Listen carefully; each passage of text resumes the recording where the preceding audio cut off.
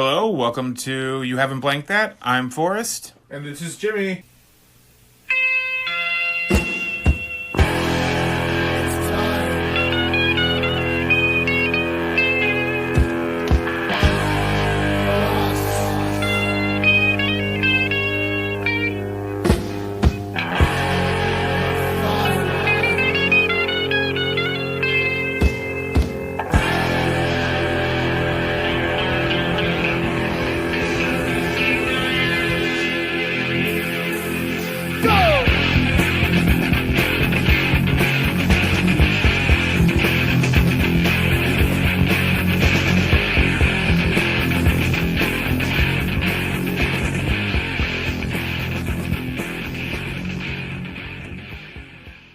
Hello, everybody. This week, we watched John Carpenter's The Thing. The Thing. Jimmy had not seen it before. I've seen the prequel. Which I heard... Did you like it? I didn't see it. I liked it. Because I watched it, because I had free movie tickets, so I went to go see it. I thought it was pretty badass. But being that it's a prequel to this movie, made me want to see it even more so. But it's been like 7 years, and I'm just getting to it now. I really like this movie. Holy fuck, this is such a good movie. It's a really good movie. This is a remake of a movie from the 50s. You know what? I did read something about that. It's supposed to be like Alien, the Thing from outer space. Another planet, yeah. Yeah. And I watched it a while back when I had Filmstruck. It was on Filmstruck. Oh, how was the actual old one? It's very much of its time. I think you'd like it. Okay. Going back to you liking that 50s cheese. Yeah. But it's written by Howard Hawks, who did like His Girl Friday and things like that. Okay. He wrote it, but he wrote it and produced it, but he didn't do. And it said that he kind of wrote a lot of it, but he didn't he didn't direct a lot of it. He directed some of it. Okay. Well, because if it's like in the 50s, it had that whole like alien space thing was like a giant like new like genre, like everybody was jumping on. Yeah, so I'm sure it's based on a book. Was it decent though, or was it just kind of like? I liked it. I enjoyed it. Yeah. I watched. I didn't pass out during it. The version I watched of it had them talking to John Carpenter about it, and they interviewed him, and they asked him like, "Oh, like why did you decide to?" They asked him on there like, "Why did you decide to remake this?" And he goes, "I didn't. They asked me to remake this. Universal had the rights, and they wanted to do another version of it." So they gave that. He took that. I think they gave him a few options. This wasn't like a project he wanted to do. It was just one that they offered him, and he was like, "Oh yeah, I'll do that." Yeah, okay. It came out really good. I liked it. I liked it a lot. How many times did you get to watch this? Twice. Okay. Yeah. Now I watched this with Emily. Oh, okay. My 6-year-old. Oh my gosh, what'd you think? Well, she didn't see the dog part. She kept coming in and out of the room. Okay. Lisa described it to her as, it's kind of like a Mystery Science Theater movie. And I'm like, don't you do that. Don't you dare do that, because this is such a better movie than anything you would see on there. But, so she kind of came in and out. The part she came back in and was like, all right, I'm going to go to bed right now, was the part where the guy's on the table and they try to put the paddles on him. Oh, yeah. And his hands go through him and chops his hands off. Yeah. It was at that point I was like, maybe not the best movie to offer to let your 6-year-old watch. So I'm like, honey, if this is scary... No, I didn't say we can turn it off. I'm all, honey, if this is scary, you can go to bed in your room. And she's like, oh, no, this isn't scary. No, this isn't scary. I'm okay with this. All right. And then they start swearing a lot, and I'm like, oh, fuck. Well, she's heard me swear enough. And then so like a couple days later, and then she fell asleep shortly after that. So I'm like, all right, so she's not gonna pick up the tension on it anyway. She's just like, oh, I'm watching a grown-up movie with my dad. But then a couple days later, it was 4th of July, and I always do what I do on every 4th of July. I watch Jaws. And Emily was like, oh, I don't want to watch Jaws, it's scary. Oh, Jaws is scary? Well, she's pulling that it's real life. Oh, okay. She's like, sharks are real, this shit's not... She's like, this is not real. That's cute. One thing I want to say about the Kurt Russell. Okay. And okay, so in Big Trouble in Little China, I don't know if you've ever picked up on either of these movies. Is it the same person? No, not the same person. Okay. In Big Trouble in Little China, Kurt Russell's acting like John Wayne. Okay. Can you see that? No, I can see it now. But yeah. When you watch Escape from New York, he's acting like Clint Eastwood. Never seen it, but go ahead. I'm sorry. You've not seen Escape from New York? I've not seen Escape from New York. Are you kidding me? I haven't seen it. Oh, well. It looks cheesy and bad quality. If you liked this, you'd be okay with Escape from New York. Oh yeah. You know what? Hold on. Did you not watch it because you thought Escape from LA looked really bad? Yeah. Escape from LA is pretty bad. There's a few redeeming things in Escape from LA. Okay. Because I saw that and I said, okay. Okay, so you've seen Escape from LA. I've seen Escape from LA. I seen part of it when it was on like Showtime or HBO, like when it came out, the 2000s or whatever. So when it came out, yeah. In comparison to Escape from New York, nowhere near as good. Really? Yeah, nowhere near as good. Okay. They were trying to get them to do like one more to kind of like end it on a good note. Yeah. Like write a better one and get it on a good note. Yeah. But they just keep wanting to reboot it. Escape from New York. Like you should watch Escape from New York. We're going to do that on here eventually, I think. Now we're going to have to. Okay. We'll put it on the list. We'll get to it. Do you think okay, so given that I've told you he acts like Clint Eastwood in New York, yeah. And he acts like, do you think he's trying to act like any actor in this, or do you think he's just being, I'm Kurt? Not really. I think he was just being Kurt. I'm just trying to go back into my head and like kind of go over everything, but like, not really. I mean, like he's like the reluctant drunk in this thing, so maybe he's playing Roseanne Barr in every single episode of her show. She wasn't a reluctant drunk. There was no reluctancy in that. No, I don't know. Who? Do you have anybody in mind? No, I can't really pick up who he might be. You know, I mean, I was wondering if you thought he did. I mean, these are the only these are the only movies that he did with. I was a little upset watching this movie because I realized watching. First off, it's really stupid that they named the prequel the same thing. Right. The prequel is called The Thing. This original one is called The Thing, and the only way to tell them apart is by the year, which is 1982 to 2011, which is so dumb.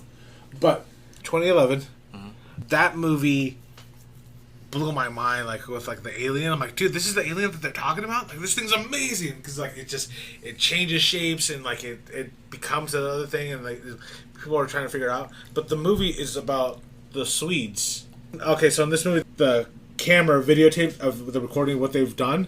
In the prequel, you actually get to see all I'm sure you get to see all that. Like, I'm sure it was weird because they have to end where that first scene first few scenes into the movie, they have to end at that. That has to be the ending. It ends with the dog running out into the snow. And the two guys like, get in the fucking copter, we're fucking gotta kill it. And they get in the copter and it's and they're just shooting it at the snow. The guy's like, we're getting super close to the American base. And that's where it ends. And that's where it ends. And then it's just like, and then to find this one begins with the dog running in and then like the helicopter coming in. Oh, dude, it's literally seconds from like when the last one ended. Like it's pretty dope. They Rogue One it, if you will. Yeah, but what was super cool was like that dog that they used was so good. Like the way they train that dog, because it's like it acts very. The new one or the old one? The one we're covering now. Yeah. Because that dog, when it walks in, it's very timid and very kind of precise. Like it's scared to be around, and it looks around like it doesn't trust the humans, and it's like hiding around and shit. Like, dude, they did a great job with that fucking dog. Because I knew immediately that was the alien, from the movie. So I was like, okay, cool. And then to see it, like, in the room. It was cool watching this movie and, like, with that sense of hindsight. You know where it does that thing, like I said, where it connects the dots. Yeah. And then so you're like, okay, cool. Which was a bummer because it would have been way more exciting if I didn't know the dog was the alien and then it led into all this. Because it would have been a bigger, like, shock surprise. But, I mean, it was super cool. And then, like, the dog go around, lick everybody. I'm like, oh my god, he licked him. Okay, cool. Then he's an alien. Like, you know what I mean? Like, you're kind of going everywhere. But, like, dude, this turns into a very paranoid fucking, like, movie. Like, immediately. With the wire test. Oh, yeah, but that's, like, almost at the end of the fucking movie. But the wire test thing was so fucking freaky. And then, like, do they have an equivalent to that in the other movie or no? They do. I don't remember all of it, but I remember like they're trying to figure out who it was. But like, so they bring the creature back, or one of like they think it's a human that was burnt up or whatever, and they bring it back to the lab to look at it, and it's the two faces melded in one. That creature, you see that happening in the movie. You see like the alien doing all these weird body movements and stuff like that, and like it's alive. It's like crawling and split its body and it's chasing this woman down the thing. but the original guy, the original host that alien was trying to clone to, is there, and so its head just smacks that guy's face, and it starts fusing and ripping his face open, and then it becomes that gross monster that they are. That woman just fucking burns the fucking body, and that's why it's charred that way. Which is pretty dope, because when I saw that, I'm like, oh shit, that was that one scientist from that one movie. Like, yeah. It's cool to see, like... how they can make it all connect. Yeah, and I'm like, dude, that was a really, really well done. Like, I fucking loved it. They did a great job connecting all the dots together with, like, the old movie to this new movie. But the thing that bummed me out was, like, I'm a huge fan of practical effects. Mm-hmm. If you could use real stuff, it has so much weight and it just looks more real. Mm-hmm. Especially now with all, like, they can make things look really gross and, like, almost, like, like, basically just real. In the 2011 prequel, it's all digital. The whole thing is all digital, which is, like, really... considering what they do in this one. Yeah. So I went back and I was like looking up at why they did the switch.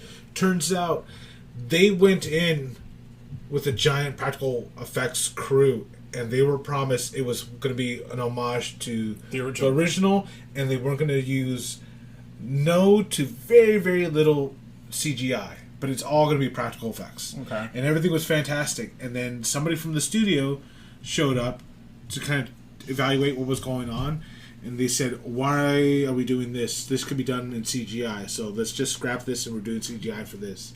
And they're like, no, like, we're doing this. He goes, we'll pull this movie immediately if it's not done the way I want it. And it's going to be done that way. And so they scrapped everything and then they redid everything in digital effects.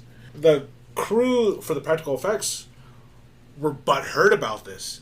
You know what I mean? And then even when you see the director, there's an interview with the director at the red carpet, like during the release, and he's hemming and hawing about the movie and the practical effects, but even he didn't know how much digital effects were in the movie until after he saw it. So he was upset. The crew were upset. So like a year or two later, after the DVD was released, on YouTube they released all the practical effects that they were going to use, and like they look amazing. But the executive for the studio, the reason he didn't like it is because it didn't look right. And then he says, "Well, no, we got to stage it. It's going to be dark, so we're going to drop the lights and blah blah blah. It's going to come out amazing." But he didn't see it that way, so they just scrapped it all. But you can see all the digital effects that Two-Face Melody guy. You see it, and it looks fucking gross, and it looks amazing. They scrapped it. Scrapped it all. Which is a bummer, but like watching that movie, I loved it. Watching this movie, I loved it more. That head, when it rips off of the body after they do that paddle thing, and it's just that green goo and veins, and it pulls off, and it just around. That's where and it spiders around. Yeah. Like that's where Emily came back in. Oh, really? That thing's awesome, and it has like alien eyes that pop up like a little like crab. Yeah. Phenomenal effects. As a young kid, I'm sure that would have terrified the fuck out of me. But damn, it looks so good. It looks so good. Yeah, John Carpenter makes like really good like horror flicks, like outside of Halloween. Yeah, I mean, like it blew me away. It's not as nice and clean as the digital effects, but the digital effects look fake to me, so I don't get the same. I'm aware I'm looking at a computer image. Yeah, and so but.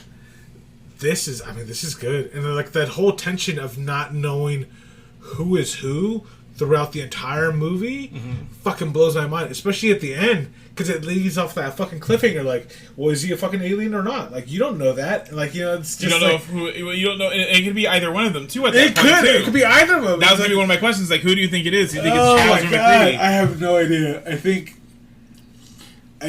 Kurt Russell is the alien. You think McCready is the alien? Because like. All that explosion, all that's gone. He sees him, and he's just like egging him on to like, "Hey, don't worry about it. We got." I'm like, dude, it is a good movie. Well, that's what they say. They're just both like, "Well, I guess we're both gonna have to wait." Yeah. Yep. Yeah. And it's like, but when they first you see the alien take human form, is with that one guy, and he breaks out through the window and he's running through the snow. And you see his face, you're like, dude, like, it's a regular guy. What are you talking about? And he's got the lobster hands, and he's just like, and then he turns around, his mouth just opens, he just starts screaming. You're like, fucking burn him, burn everybody, dude. That was That was haunting. That was so good. To be like literally trapped in the middle of nowhere in the Arctic, like it's just like We have to deal with that. yeah. And then deal with dude. Like I cannot express how much I love this movie. Like it's one of my top 10s now. Top 10, really? Yeah, I love it. Just because it was just like it's cool. Like the characters, the way you introduce characters is super dope. Because Kurt Russell, the moment you see him, he's distant from his crew. They're like, they're all playing ping pong or whatever the fuck they're doing. You got one black guy roller skating across everywhere and doing their own things. But you can tell like these guys have been in this camp for a while. They're irritated, tolerable with everybody else. But you got Kurt Russell in the corner just pouring bourbon, drinking, playing chess with the computer, the chess master. And he calls it a bitch and just throws the chess master. You cheating bitch. He opens up the drive and dumps his drink in there and closes it up. Dude, that's a great like intro to like a character. The scene with the dogs, That's insane, dude. Like they grab the dogs, take the dog where it should be, and like put him in the kennel, and then like all the dogs are all in their corners, and that dog, once again, comes in all super timidly and just looks awkward and stiff, and it just lays down, and then all the dogs are kind of like, what the fuck, and then it starts attacking the wiry tendrils that come out of the hide. And it's all yeah. Oh, dude. And then like even when like you think like it's like it's done with its transformation and this is what it is, and its face just ripples into 4 pieces and it's just all teeth. You're like, oh shit. And then when they come in, like when the guys come in to like kill the thing or whatever, check what's going on, it literally plants itself and it launches itself straight into the ceiling, and you're like, what the fuck is this, dude? Yeah. And then like the main captain is like, you're telling me this dog was wandering around the camp or enclosure for a day and a half before we put it aside, so any of us could be affected. I'm like, dude, like the tension in this movie is slow, but when it starts to build, it fucking hits you, and it hits you hard, and it keeps going all the way to the very end. I think this is another one of those movies that didn't do well as well as it should have. That is bullshit, dude. Because that's a fucking great movie. Even that scene where Kurt Russell is out on the snow, and they're chasing after the fucking like someone who's like loose or whatever. He goes, "But first, we gotta go to my cabin." Why do we need to go back to your cabin? Because when I left my cabin yesterday, I turned off the lights, pan to the fucking light being on in his cabin. And you're like, holy shit! That was right before they did the testing of the blood and stuff. And then Kurt Russell's smart too. Like, yeah, he kind of figured it out. Like, it's like, like it divides itself, so every part of that alien is alive and looking to survive. So taking out the blood is a great way to like testing if like we're human or not. And then I'm just thinking like, oh my god, dude, who's the fucking alien? And then like they're testing people, and then you find out that Kurt Russell killed an innocent man. And then like it was like kind of shit, like, but who knew? I mean, you don't know. Yeah. And then it's kind of like, fuck, dude. Like then you're like, dude, did Kurt just fucking lose it? And he's the fucking like alien. What's going on here? But like, I mean, it's just like it plays on that fear. Plays so there was a video game. They made a video game of the thing for PlayStation. It's for PlayStation 2. I never got to play it. I'll so I wasn't like into this movie at that time. I was just like pretty much just Evil Dead at that point. I was a chicken shit as a child because my dad would fucking hide in dark hallways and jump out at me. Oh really? Yeah. So like everything scared the shit out of me. I feel like James Gunn could do a great version of the thing. Movie? Yeah, 100%. Yeah, I think so. Because like his Slither was a great like alien, gross movie. You know what I mean? I could see him playing with that stuff because he does like that gross stuff. They could probably go really well with this movie. I fucking loved it. I thought it was so good. Then even when like all the guys are like tied to the fucking bench, and then the guy on the fucking far left turns out to be the fucking alien, and then he fucking like his face starts to melt, and like everybody's like that's tied next to him is just stuck there and screaming, kill him! Oh, dude, it was so good. Damn, that was such a fun, good movie. Because, the entire time you're just like, you have no idea who anybody is. But yeah, no, I felt bad for Clark when he died. He was the dad in... Was it Wilford Brimley? Because Wilford... diabetes is in this, right? Oh, yeah. He's the one that they lock up in the shed. And then, dude, how dark is that, too? Because he's in the shed, right? And, like, he's like... They check up on him, make sure he's still alive. But they still think he's an alien. So they're like, okay, cool.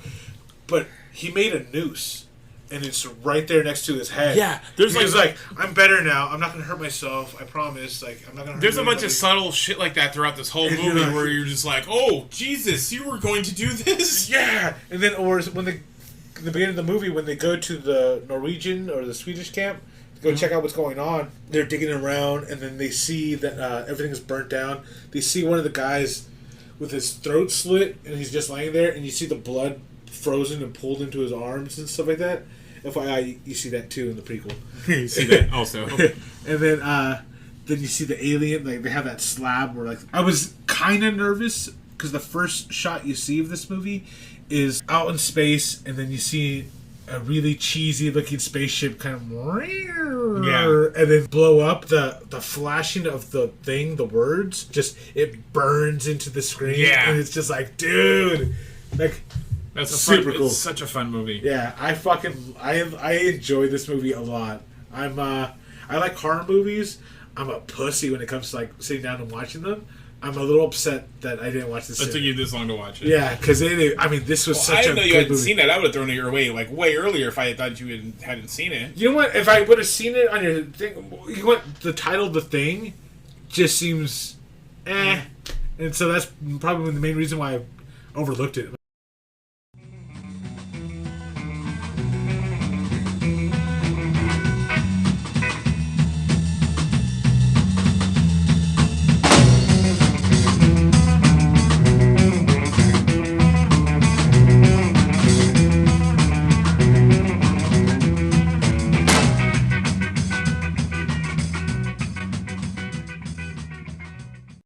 Okay, Forrest, so I really didn't want to do this book, but you're gung-ho about it, so we're doing it. I want the full experience. We're going to be talking about next week Harry Potter and the Cursed Child, the book that happened to come after the great books.